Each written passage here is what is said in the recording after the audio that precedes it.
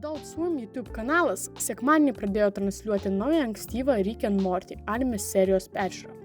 Laida debiutuos Adult Swim ir Max tinkluose ketvirtadienio vidurnaktį.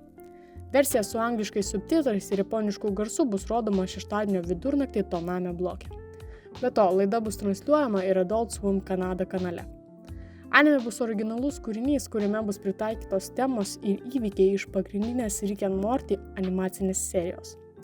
10 serijų serijas rašo ir režisuoja Takashi Sano, žinomas iš Tower of God. Sazae-san buvo populiariausia animacija Japonijoje nuo Liepos 29 dienos iki rugpjūčio 4 dienos, surinkusi 6,4% reitingą rugpjūčio 4 dieną Fuji TV kanale. Kiti populiarūs serialai buvo Chibi Maruko-chan su 4,8% reitingu ir Detective Conan su 4,6% reitingu. My Hero Academia 7 sezonas rugpjūčio 3 dieną NTV kanale uždirbo 2,8% reitingą. That Time I Got Reincarnated as Slime trečiasis sezonas taip pat užėmė 2,7% reitingą. Tuo tarpu Crayon Shin-chan filmas rugpjūčio 4 dieną TV Asahi kanale surinko 2,3% reitingą. Crunchyroll paskelbė, kad Šiaurės Amerikoje Attack on Titan Final Season The Final Chapters Blu-ray leidimas pasirodys lapkričio 26 dieną.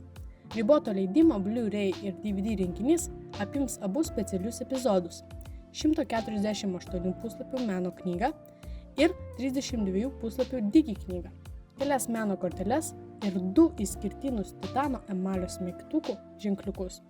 Šiuos leidimus jau galite iš anksto užsisakyti Crunchyroll parduotuvėje. Anime Dan Da Dan First Encounter kino ekranus pasieks jau netrukus.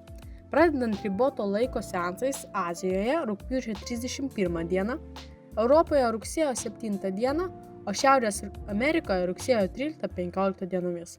Šie seansai bus išplėsti į daugiau nei 50 šalių ir regionų, įskaitant Lotynų Ameriką, Australiją, Naująją Zelandiją ir Afriką, tęsiantis iki rugsėjo vidurio. Serialo premjera Japonijoje numatyta spalį per TBS ir MBS kanalų Super Animation turbo programų bloką. Netflix transliuos šį anime visame pasaulyje spalį. Crunchyroll taip pat pradės transliuoti šį anime. Blue Exorcist Beyond the Snow saga anime kūrėjai pradėjo transliuoti naują reklaminį vaizdo įrašą ir paskelbė, kad premjera įvyks spalio 5 dieną.